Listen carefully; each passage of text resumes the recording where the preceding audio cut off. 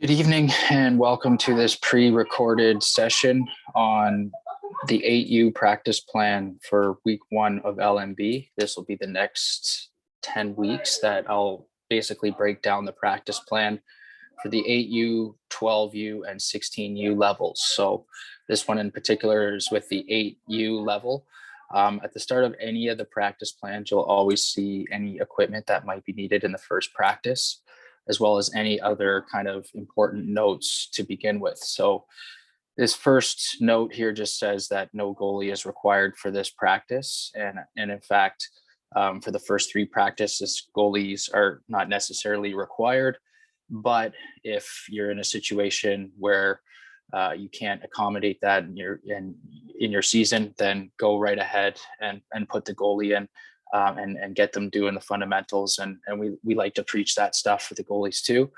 But anyways, probably you should be rotating your goalies if you are doing any goalies even. There's different ways of looking at it, but I'll leave that up to your association.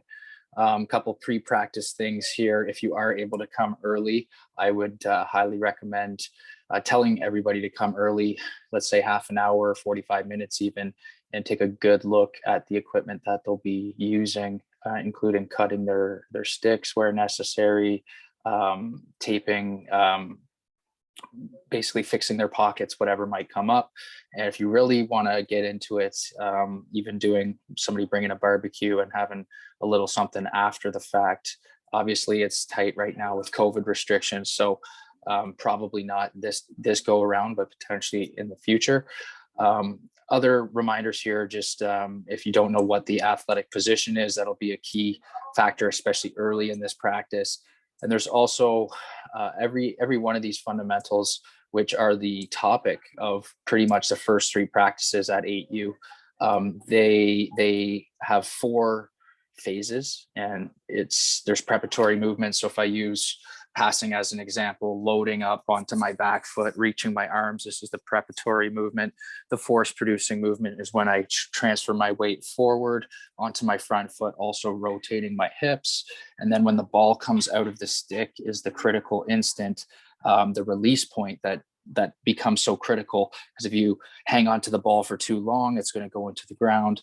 And if you let it go too far behind your head, it's going to go high. So just trying to get it right by the ear in a passing situation, that's the critical instant. And then lastly being the follow through and pointing to the target. So those, you can basically find flaws in any one of those areas, and in any of the drills, fundamentals moving forward, just be wary of that. And, so yeah, we're going to touch on all the loose balls, the fundamental skills here.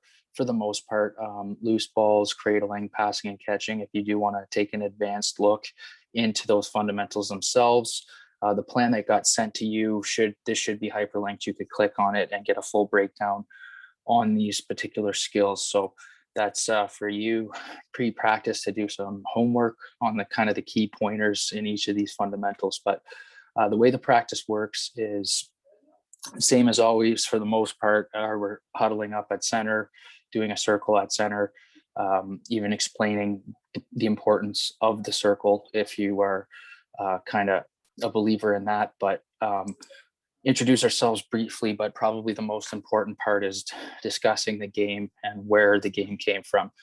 This practice is based on the assumption that you are dealing with potentially some people who've never, this is their first experience with the game. Of course, there'll be other people at the practice who are more experienced, and we'll even be able to do some of these drills in a more advanced way, which is why I always recommend to have progressions and regressions ready for any drill.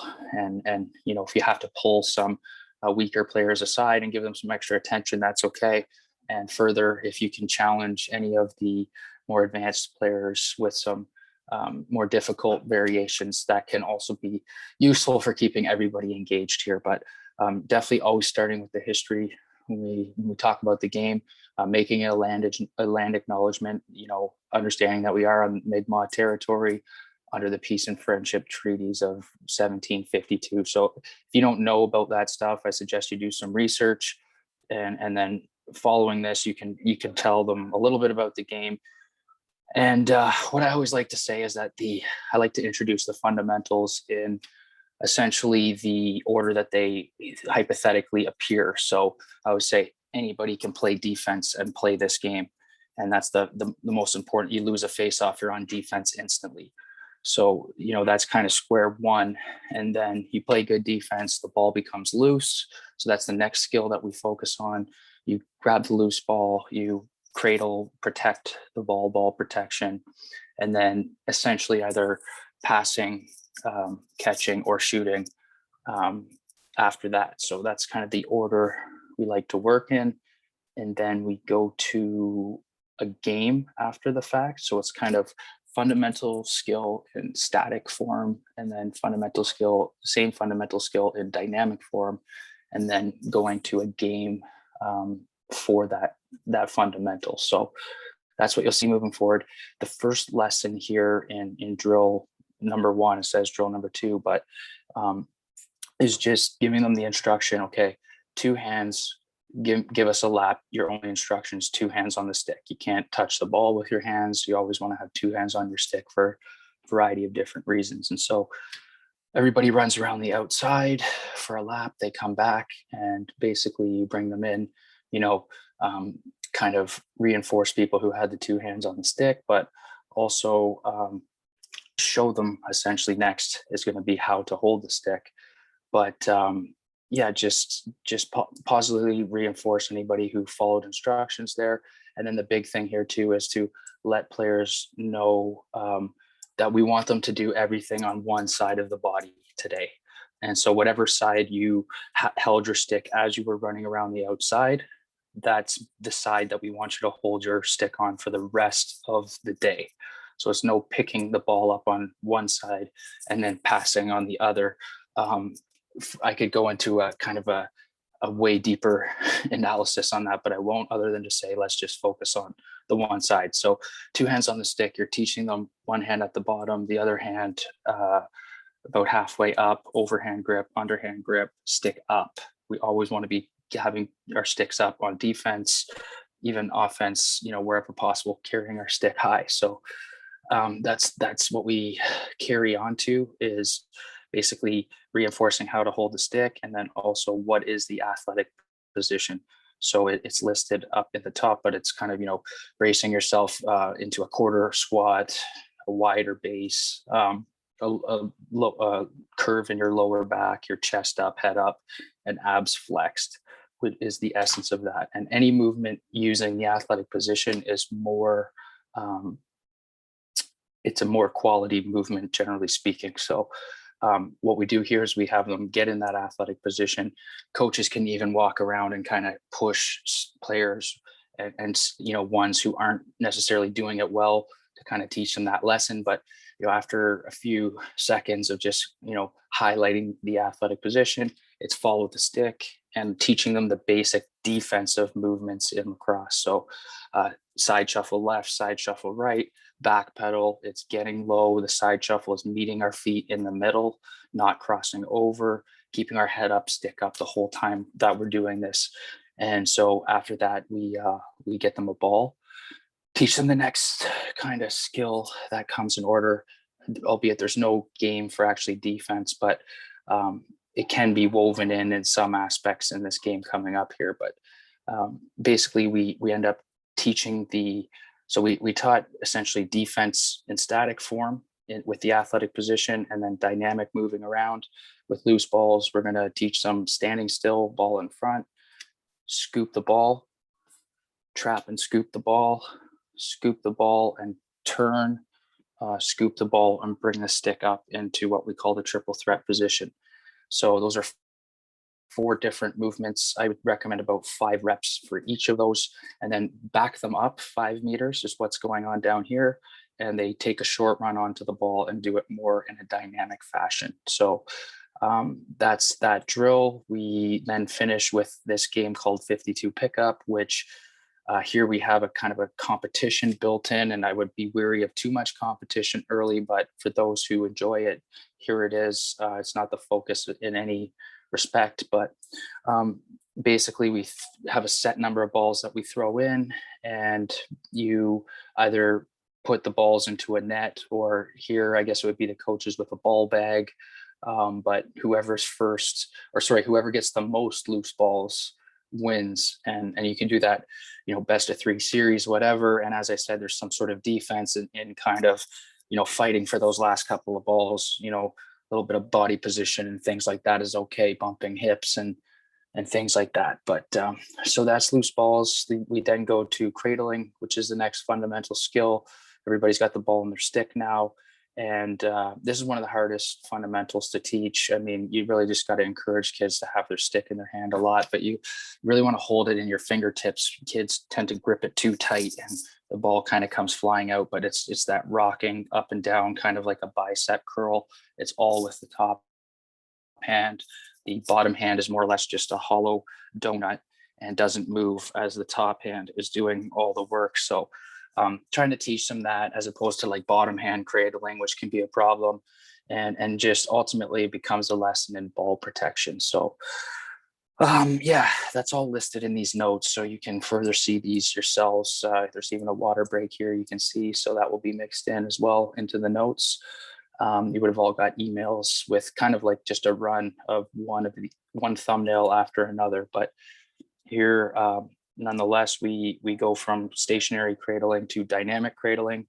So both partners have a ball, or you could have one with a ball, one without, but you basically cradle around your partner. And if it was only one person with the ball, you would roll it to the other partner. They do the same thing, but really it's just as you go around your partner with the ball, you're protecting that ball. So, only 2 minutes, get the heart rate up a bit as well. But here we go into a relay race now. So we are just right here is just going around one pylon. Down here is weaving through the pylons and back.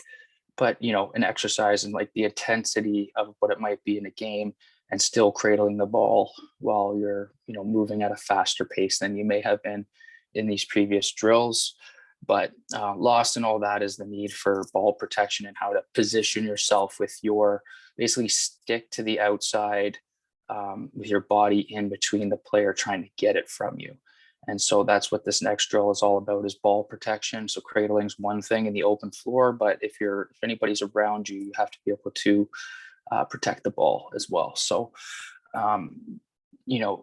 don't need to freak out. It's just simply just turning your body as they try to lunge for the ball, is just moving away from that. And it's a nice little kind of demo that I'll do, is where I'll basically say, get a volunteer and say, try to get the ball off me. And I don't move anywhere. I just spin in circles away from the person trying to essentially get the ball. So some good learning there. We then move them into tight quarters. I call this one scrambled eggs, but they all have a ball.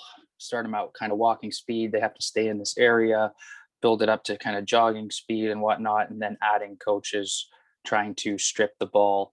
And the cue the legendary Jimmy Veltman used to always use is hiding the ball. So hide the ball even from the other players that are approaching you in here, just kind of keeping the ball protected in a way. And then we again get into another game here. Kind of one of the fan favorites generally is this sharks and minnows. And so a couple volunteers as sharks in the middle. All the minnows have to get to the other side. If they drop the ball, they become a shark as well. Go down to the last one or two people left, depending on the size of the group. But big thing here is there's no nets, as you can see. And yeah, who knows? Some of these games go longer than others, so you're gonna have to make some judgment calls. But eventually, we're getting to passing and catching. Stationary passing and catching first. I like to give the demo with soft hands in the beginning, where I lob a ball to a kid and I ask the group, would that ball have broken based on the way the person catches it? And whether the answer is yes or no, you get into that soft hands aspect of how you would stop the egg from breaking. And yeah, so you start with one partner essentially underhand tossing the ball to the other from anywhere between 3 to 5 meters away, let's call it. And obviously the advanced players can maybe start passing right away. That's okay. But, if you have to peel it right back, it's just one player with their hand putting it right in the stick of the other person from a few meters away, and just working on that soft hands as they're receiving the ball. So then we start to back up slowly and progressively, get to longer and longer passes. And at this age, to make a long pass, depending on how far they are, they might even have to start introducing the crow hop a little bit, which is that side shuffle before you make the pass. So anyways, progressing maybe with a short run on the pass, and then ultimately we have one last game here, which is the egg toss game, where essentially everybody starts at the same level, which isn't really shown in this diagram. But if you make the pass, both players take a step back, and you keep stepping back every time you make that pass correctly. And if not, you can either send them back to the beginning. But at this age, I kind of just like to let them stay where they are. And anytime they do catch it, they get to go back, and whoever makes it to the end pretty much wins. This will pretty well kill the end of the practice. And it's it's a good, if you have prizes and stuff, it only enhances these things. And I like to end off bringing everybody back into circle, kind of like the centering effect at center floor, and finish again touching on the history with the ancient Haudenosaunee legend of the four-legged animals playing the winged birds. And I would suggest you look it up online. Everybody tells the story differently. That's okay. The moral of the story in the end is that the mouse was trying to play on the animals team first, and the animals were like, no, you don't, you're not an animal, you're a rodent, you're not one of us, and no, we don't have any room for you. And then so the mouse basically climbs up the tree where the birds are perched and game planning pre-game, and basically says, can I play with you? And you're like, oh, you don't have wings, though, we're all birds, and kind of conferred with each other. And then they ended up pulling the skin out from under the forearms of the mouse, turning it into the flying squirrel, which ended up being the player that scored the winning goal in the game. And moral of the story is kind of, don't judge the book by its cover. There's a place for everybody, and everybody has something to offer, and everybody has a unique talent. I've never seen two players play the game the exact same way. So that's it for the first practice. Finish up with a cheer at center floor, try to involve the group to come up with what you're going to say. Perhaps sometimes you might have to take the lead with this group a little more, but that's the 8U practice for the first week. And if you have any further questions, we'll be back on every Sunday, 8 p.m. for the next 10 weeks, as I said. And we will be breaking down the practices again for the 8U, 12U, and 16U. And of course, the 12U, we're going to kind of blanket onto the 12U, the 10U, and the 16 to the 14. So it should be some good stuff for everybody. We had a lot of, I'm going to say, good development using this technique last year, albeit we didn't have this meeting. We just sent out the plans, and everybody seemed to be on the same page. So that's the idea. Appreciate you, and hope you have a great time coaching this summer. We're all looking forward to getting back to kind of real lacrosse again. So thank you again, and happy trails in lacrosse.